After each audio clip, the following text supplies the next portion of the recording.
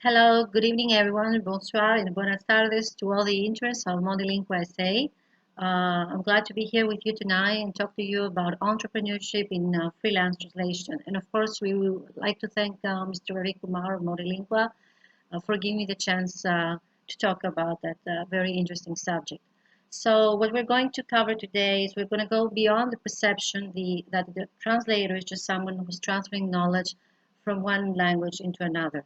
We're going to see the entrepreneur as a marketeer who's having an entrepreneurial mindset. So the areas we're going to cover today include how to build and maintain your professional identity, nowadays known as personal branding in translation, how to do your customer prospecting, acquisition, follow-up, and retention of your clients, and a little bit about the distinction between being a freelancer and an in-house translator. Thank you for watching, and I hope you find this session very interesting. So some of the areas we're going to cover today include building and maintaining your professional identity, that is otherwise known as personal branding, customer prospecting and acquisition, follow-up with your clients, and the most important, how to retain your clients. But before we go into that, I would like to talk about the slight distinction between being a freelancer and working for an in-house translation agency. Okay, I myself am a freelancer, but I have also worked as an in-house translator for the Athens Stock Exchange, and also that gave me an experience in financial terminology and also gave me the opportunity to see the differences of being a freelancer and an in-house translator. So as you're stepping into the translation industry, most of you as interns, you will be faced with a dilemma of whether you want to be a freelancer or an in-house. So let's see the pros and cons of each.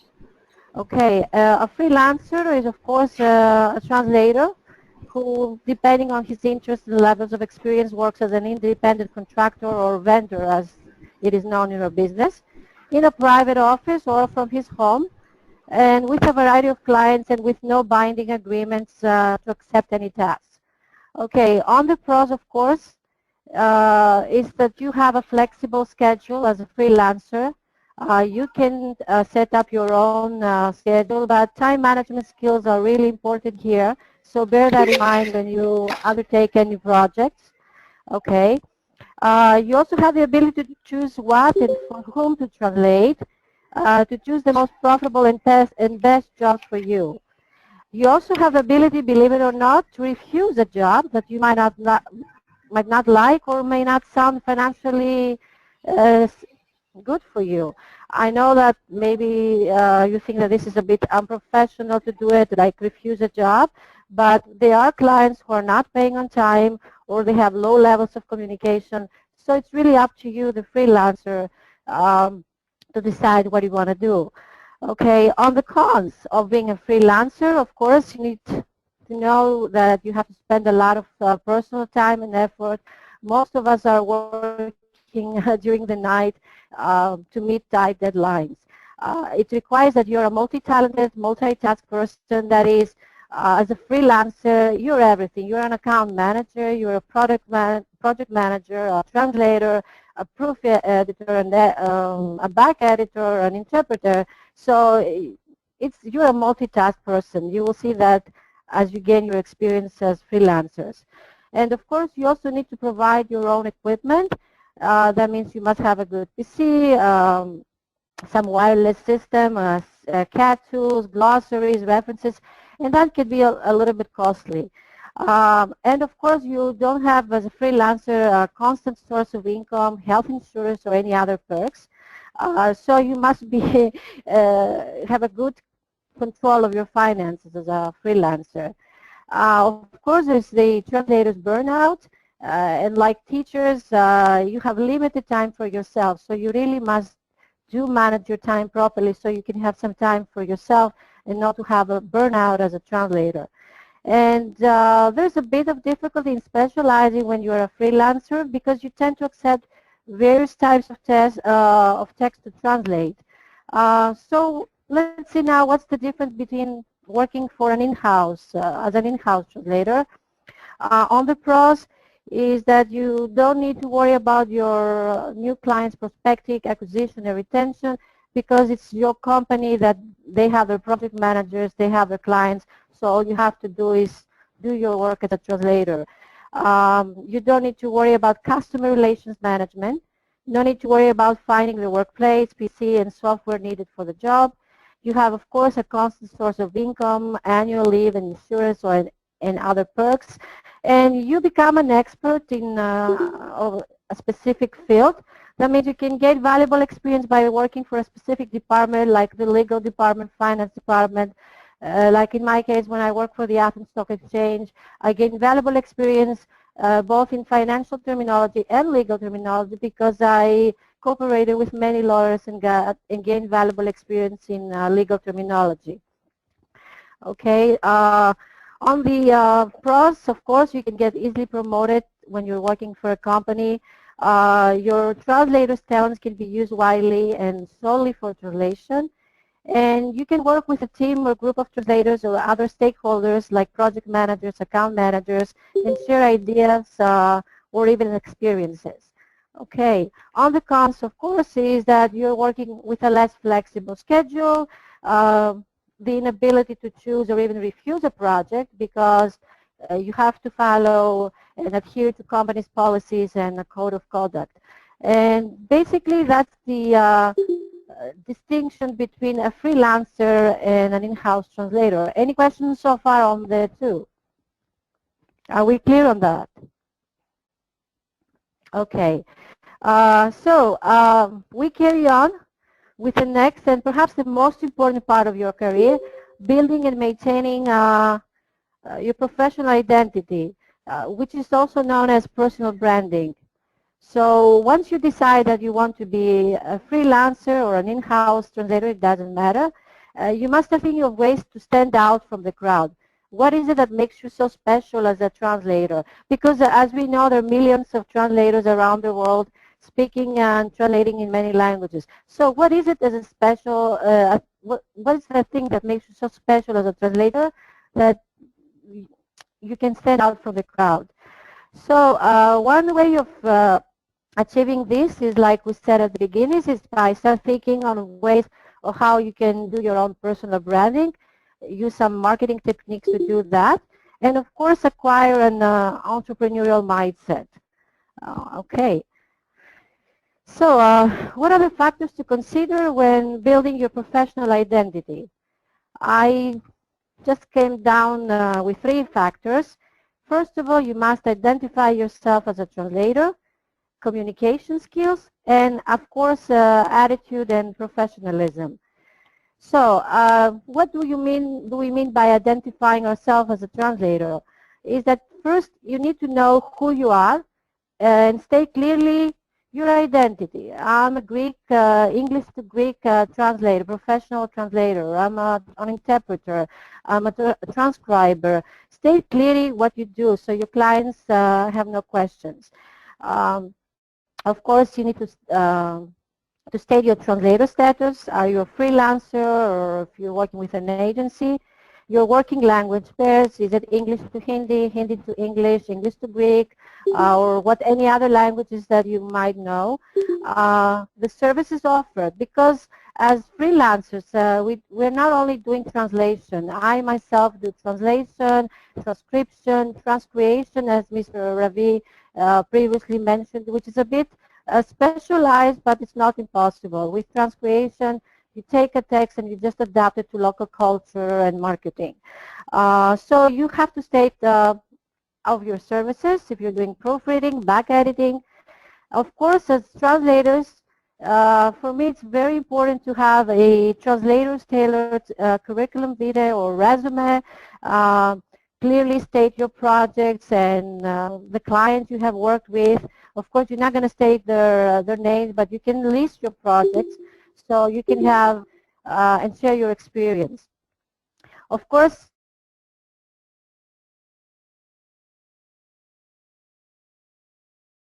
okay, I'm sorry, there was a technical problem here. Okay, expertise. Of course, you must state the field you specialize. Business, commerce, is it legal? But as a rule of thumb, it is suggested that you don't list more than 5 specializations. I myself specialize in business, finance, legal, and general. Then I list my working fields. I do state that as a translator, I also work in the translation of certificates, CVs, anything else you might want to list. But specialize only in maximum 5 sections. Okay, so the rates, know what you're worth. Your clients also need to know how much you charge. You can charge per source word, per hour, per 1,000 words. It depends on what the clients want, but you have to state, I usually charge per source word.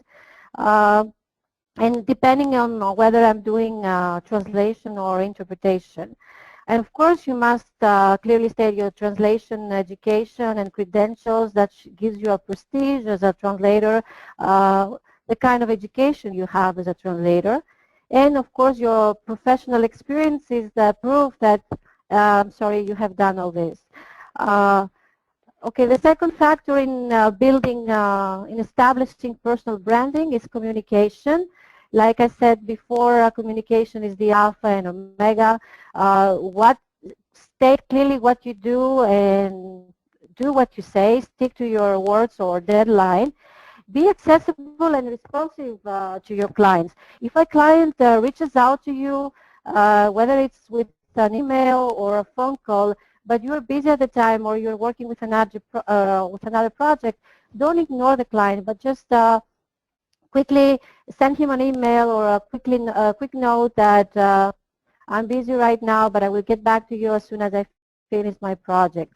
Whether it's existing or prospective clients, you must be responsive to your clients, and you cannot ignore the request. And it's very important, like in any other profession, to listen, ask, and suggest. Listen to what your client is saying. Ask if you have any questions about the project you're undertaking. Maybe some terms are not clear or something is wrong with the text. They make mistakes too. And suggest, because the text, the original or the source text might need to be rewritten. So feel free to state that. It's better to state that at the beginning than just undertake a project and then find out that something's wrong with it, but the client is just doesn't know it. Okay, and communication is a third factor in building your personal branding. Be open and frank with your clients, and be all frank when things go wrong. Apologize to your clients, and always have in mind a contingency plan or a plan B. It's very important that if something goes wrong, you have that contingency plan or otherwise plan B, and that you can remedy the situation. Avoid miscommunication with clients and know your pitfalls. Okay, we're all humans, and as translators, we make mistakes. I've made mistakes, but I recognize my pitfalls, and I apologize to my clients, and I try to remedy those. And trust me, they appreciate that, because if you're a professional and they have seen your work, they won't be so mad about it. So be frank and open about it, and avoid any miscommunication. And another important thing when building your personal identity is to request feedback from your clients. Upon completion of a project, as a way to show to prospective clients that you have a proven record of carrying out qualitative and professional translations, do ask them to say a good word about you, or write a positive comment in if you're a member in our professional translators venue like pros.com or Translators Cafe. They can write there. There's a list of willingness to work again, and that's very important. This is your picture. This is what you have to sell as translators. So if you have positive entries from your clients, then your next client, your prospective clients will see that, and they will see the positive comments, and that's how they will pick you as a translator in the language pair that you're working with. So this is really important, and don't forget it after you are completing a project, and of course if you have done it successfully, that's even better. And last but not least, it's the attitude and professionalism that we all bear as translators. And how can this be achieved? This can be achieved through membership in professional associations, through websites, marketing and personal blogging, through continuing education and learning, think of our profession as a continuing process, and that we always learn. We must stay abreast with what's going on in the translation industry and attend seminars, webinars, and so anything that you can attend, conferences, even online webinars like we're doing now. Um, Caring about your network is also very important, the existing and prospective, and always have a critical approach towards what clients want to say, search results, sources, and so on. Always have a critical eye. Another thing is that you must invest in quality. Okay, we all know as translators that we have tight deadlines, volumes, work to do in a very few limited time. So what do we do in such a case? According to my experience, I never sacrifice quality over meeting a deadline. It's better to tell your client that, okay, I'm going to be a little bit late in delivering my project, but he will get a qualitative project instead of sacrificing over speed, because that's going to cost you in the long run. And you might lose that relationship that you have built with the client. Adhering to and endorsing to a professional set of conduct or guidelines towards your client, colleagues, and other stakeholders like project managers, vendors, because we're all a team and we should cooperate all together. And of course, having a presence in social media also helps building your personal branding, Facebook, LinkedIn, Twitter, and respecting, of course, rules of publishing information. We don't want to use information that will make someone feel uncomfortable or disclose confidential information. Okay, so any questions so far? Ravi, are we okay? Seems all is well. Okay. Do you want me to answer any questions or should I carry on? Yes, Jean, we have previously discussed about importance of creating brand on social media. What we want to understand is how important now it has become for translators to develop those skills which are non-linguistic ones, in the sense that we need to learn to market our own self. To market ourselves. Yes, of course, Ravi. This is a very important point, and this is actually what our discussion is about. When I talked about personal branding, it's actually marketing yourself as a translator, because you have no other way of promoting your services. But nowadays, the internet, like the social media, and of course, phone calls or personal interviews, but those are a little bit old-fashioned. So most people nowadays do use online tools like social media to, yes, marketing themselves, because it's the alpha and omega, like I said in the beginning. And if you allow me now to carry on with personal branding, so if a translator has done all that to build his professional identity, what's the aim of that? What he will gain? He will find a better job. He will land, of course, more and better clients. He will grow his professional network, and he will acquire that valuable feedback that I mentioned before from clients, which is very important.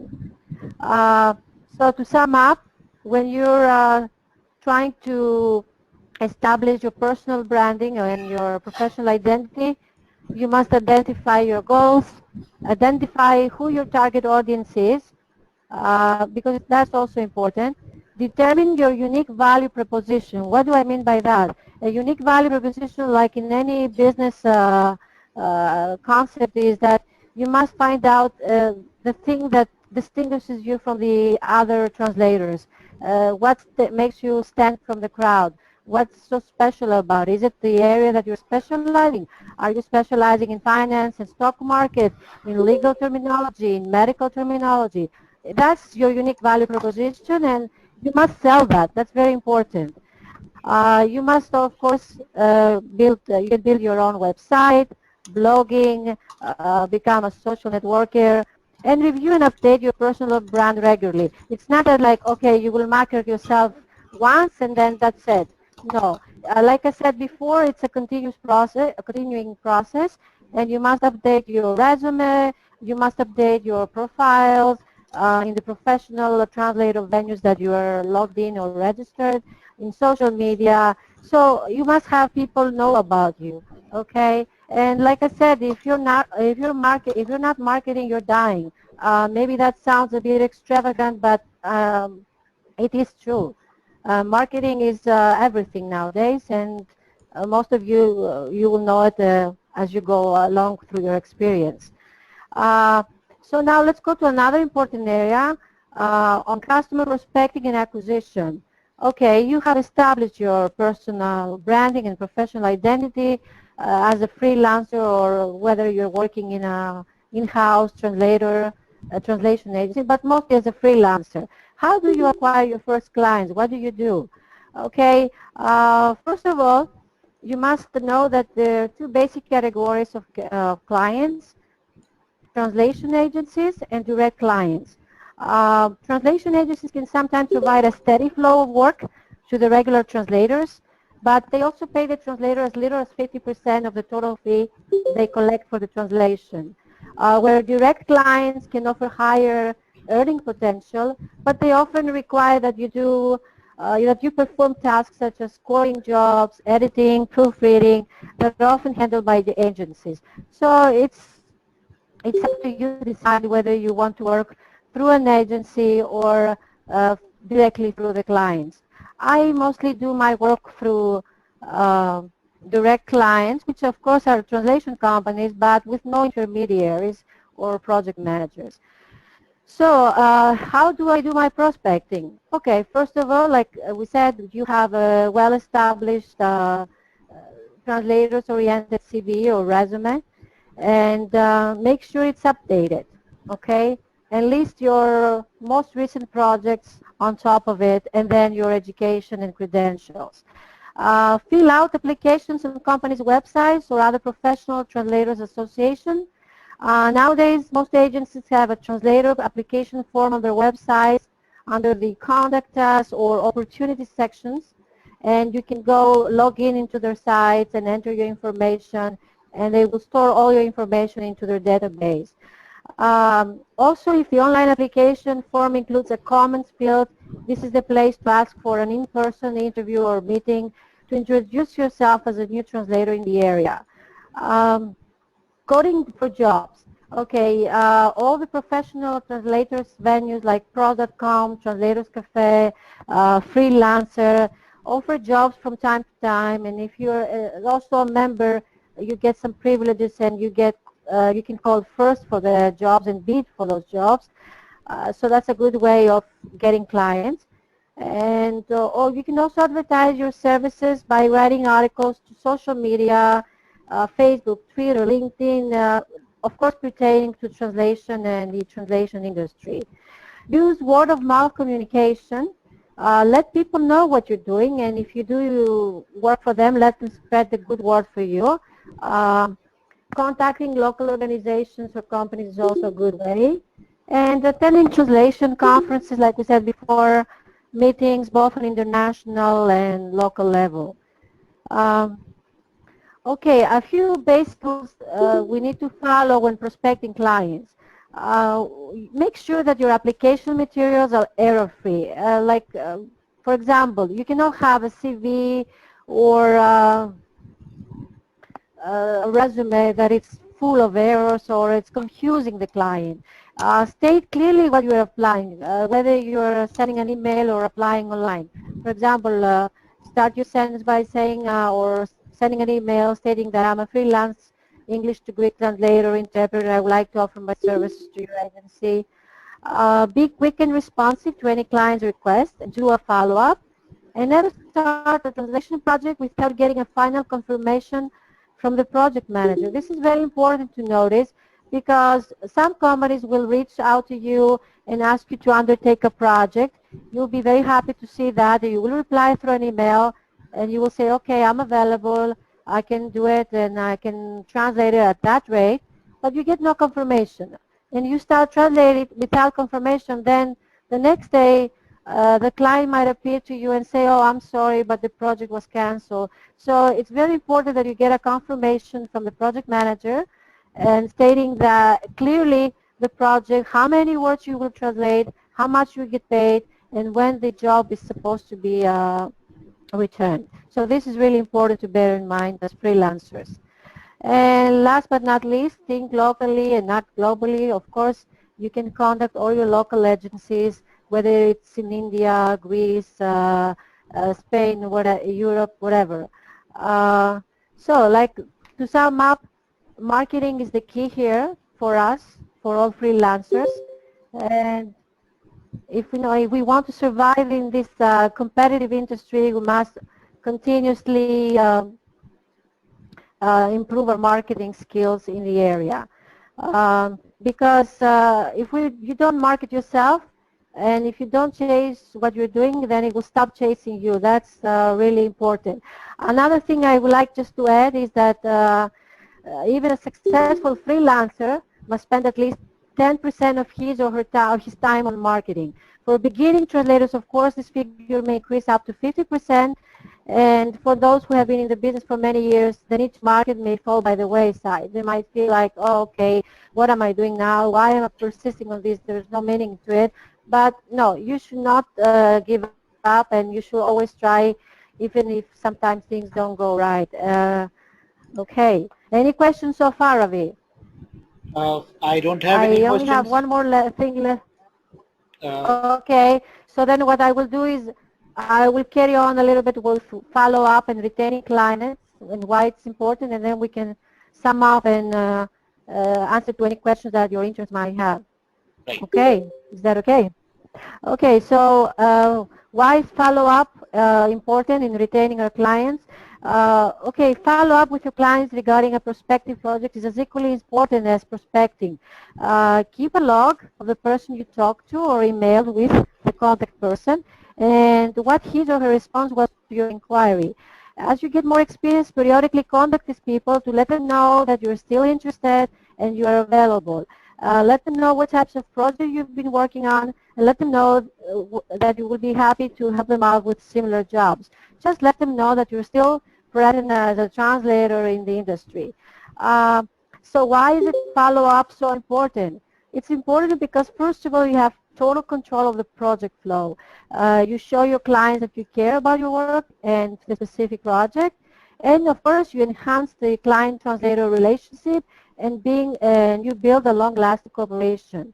So to me, there is a simple equation. Happy clients equals happy translators. Maintaining good relationships with your clients is a win-win situation for both of you, the translator and the client.